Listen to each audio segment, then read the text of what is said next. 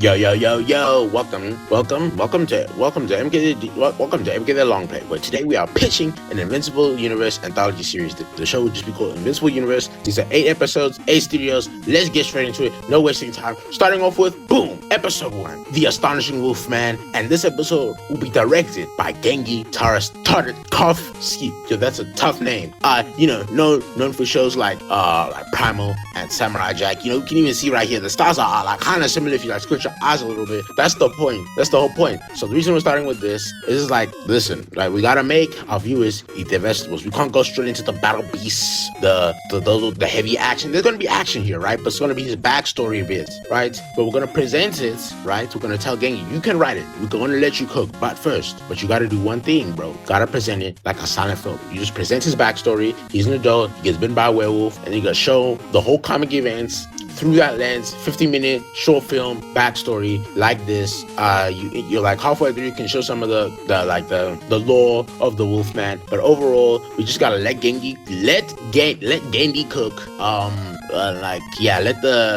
Let's show off his directing ability, because that's the best thing he can do. And like, I haven't read Astonishing Wolfman, but I've seen a few things. Like, I know he's like a grown man, like his story, like he starts out like normal and like he trains. Like there's a training arc. You've seen the Samurai Jack training arc, so like, I think bro has got this one. That's why I think this should be episode 1. I don't think there should be any debate if this Invincible Universe that the Gengi Tartakovsky should direct the Wolfman episode. Moving on to episode 2, which will be finally we're gonna let them have their jump, the viewers. That's right, we're gonna have a Battle Beast episode animated by Flying Bob Productions, the same guys behind Monkey Kid and Rise of the TMNT, right? This is honestly my top 5 animation studios, right? And listen, let's be honest, right? We're saying this is junk food because, listen, from what I hear, again, I haven't read these comics either, but from what I hear, it's just hype aura and moments, the comic. So this is what we're gonna do. We're gonna have like 10 minutes of story, Battle Beast narrating himself. I've been cursed for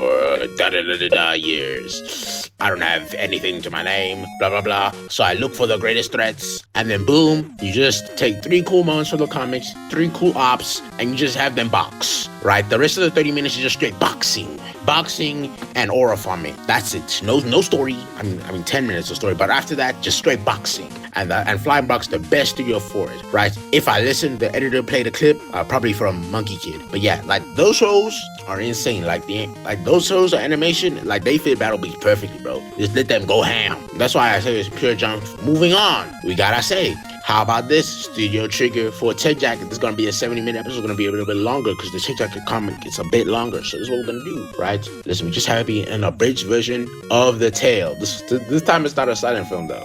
It's just, this is the story. This is the thing. Blah, blah, blah, blah. Listen, Robert, the other episodes, I've been thinking, let other people write those episodes. Let them handle it. But you know what? Since it's like a kind of important character to the main plot, Roberts, I think you can write this one yourself, but you gotta let these guys animate it and storyboard it. You usually write the general outline, right? The Sakuga could go crazy. These guys animated Gurren Lagann. They animated Kill la Kill. They animated Cyberpunk, bro. So listen, let them go crazy, right? Like cool to see how Zoe's timeline compares to Zack's, right? So you have the full timeline there.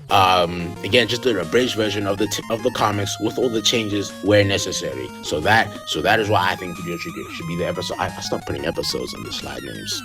It's fine. Regardless, moving on to episode 4. That's right. We'll go. This is gonna be a live action bit, right? You usually don't see that. Usually, if it's an anthology, you see the live action anime. I think we can do something different, right? So we got Point Great Production. These guys were partially behind the boys. I just show some random live action series, right? So it's like a small little short film. Robert, I know you love your live action. You love like working on The Walking Dead, or at least when you still did. You're very used to that sort of pipeline. So listen, just go over the backstory. He was the old soldier. Again, I haven't read this comic though. I'm low-key kind of a LARPer in this department. But listen, he was the old soldier. He was like Captain America, I'm pretty sure. So just have a short film going over his backstory. Although maybe John Bax is like 79, so maybe just have him do the voiceover. You don't gotta have him do like action shots. The voice is pretty iconic, so just have him voice over a young Brit or something, or I don't know. Or maybe he can do it himself. Whatever, because he's the old soldier and you use him like a muscle suit or something. Maybe John Tom Hanks can pull it off. This is like not very actiony. It's just him sort of going through his past, his backstory, all that sort of thing. And that will be so. Yeah, I think this like live action approach would be very cool. Like usually you don't get that mix in anthologies. Usually it's so yeah. So I'm thinking that's why we gotta put the studio. And the only reason I chose this one is because I already work with Amazon, you know. So it's already part of the gang. Regardless, moving on to episode 6. Ooh. You might not know who these guys are. These are the guys behind Total Drama. Now, you might be thinking, whoa, why would we want them? Right? Because this is Capes Incorporated. This is a sitcom-like comic from what I heard. Right? I haven't actually read the comics. But it's like a sitcom-like comic. So you imagine like that Total Drama style, right? But like superheroes. And you got like the cutaways to like the interview sections. Like this like a, because that's what I heard. This is like a sitcom, but like superheroes. So I'm thinking like this is a weird one, but it could be really funny. I think we can do this, right? And I say these one, I say guys because they made Total Drama, and I think that's like be lit. So I think that style is cool. I'm just saying, right? Consider it. This might be the hardest one for people to swallow. Actually, episode 8 might be the hardest one for people to swallow, but this might be the second hardest one. But I think this one could really cook. It's gonna be a little bit on the shorter side. We don't really need too much of it. Just like rapid fire jokes. Yeah. And then episode 8. No, this is 7. Pretty sure this is episode 7. Okay, regardless, right? This time we're gonna have Studio Mapper. Another short episode. This time we're gonna have Studio Mapper. It's gonna be Multipool versus Battle Beast. This is an original story, but listen, we gotta show off all of Best Tiger's intelligence, you know, like how cool he is, like how he can I meant to all his foresight. That's what this word means, by the way. F side is foresight. I just didn't write that for some reason. I'm gonna showcase his foresight, like having a plan around it. Like I imagine Multipool surrounding him. He has 100 clones, and then he hits him with a bullet. And like Best Tiger's on some. You see, I actually prepared for this. I knew one day, because I've been killing so many of the older goons, they'd send someone, and I knew that someone would likely be Multipool, because I really like that, and they need someone who can handle me. So what I did was I went in and I looked and I found out who cursed you, right? And I found out which wizard did it, and I found the descendant of that wizard, and I got him to make me an anti-multipole bullet. So I shot you, and now all your clones are dead. And that's basically how I imagine the episode will end. So it's just cool as hell. And like Mappa is a goated, if not slightly abusive, studio. So we can really see the animation go crazy. I think this could be cool as hell. That's why I'm pitching this as an original story. Speaking of original stories, moving on to episode 7, Fortuna Productions, Guardian of the Globes. This is going to be a full 90-minute episode. It's a long one. It's going to be a classic Guardians tale. Gotta make them like the classic. Oh, the Fortuna Studios, they're the guys who made Arcane, you know. So we're gonna end on a classic. Show them in their prime. Show them how they was really moving, like how they was really boxing dudes. How they was straight me mugging the earth. Show them, like, you really gotta get us attached to them. Like, show them, but you gotta show them actually being effective, both with and without Omni-Man. I think the reliance on Omni-Man gotta be like put back a little bit. Like, we can't have him like be saving them, like, oh, you saved us. No, we gotta be them, but we also gotta show the friendship a little bit between Omni-Man as well. So that could be like a tough balance, right? So you can get them a cat, but here's a cool thing, right? We can end it on the original fight. Come on. Like you jump between a few adventures, like they're forming, and then like one where it's like a tough one, and then later on, and then the ends on the original fight reanimated by the guys who made Arcane. But first, I gotta say, you gotta make them make one music video. They always do it, and it's always gas, even if not slightly inopportune. Arcane season 2. But there's always gas, so you gotta make them make one music. You gotta make them put one music video in the episode. And I don't think anyone would agree with this being the longest episode. Like, because you really gotta also, for those who didn't know, Black Sabbath. Oh wait, no, that was in the Adam News session. Most people would know, actually.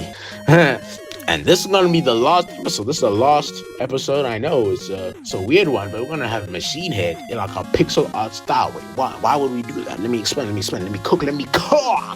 Right? It's gonna be a 30-minute monologue, just Machine Head explaining him his whole life. Like, yes, oh, I was like this. I was a boy. I had a regular head, and then they put my head in the fryer or something, right? But you explain it, right? Like it's levels and bosses. So it's like, oh yeah. So we started on the first level, level 1, my birth.